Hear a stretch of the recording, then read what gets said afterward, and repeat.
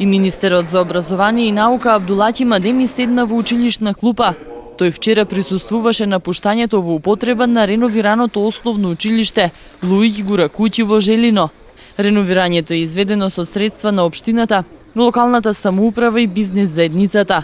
И во ова, и во сите останати училишта во регионов подготвителните активности се успешно завршени за добар почеток на учебната година. Министерството за образование и наука има веќе инвестирано во гимназијата во Тетово, а исто така и во контакти со општината Теарце, мислам дека таму проблемот е надминат.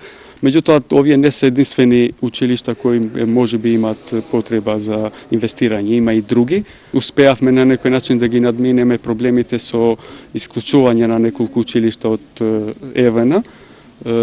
И утре, значи, тие ќе бидат снабдени со електрична енергија.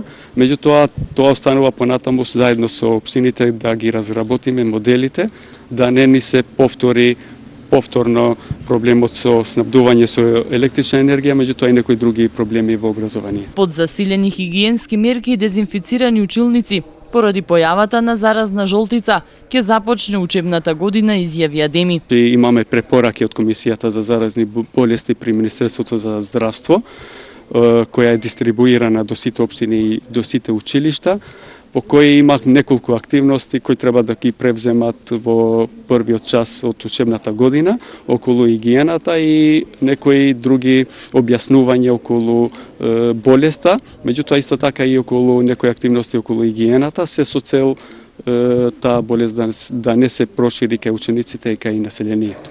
Околу 30.000 основци и средношколци во Полошкиот регион денеска ја започнаа учебната 2014-2015 година.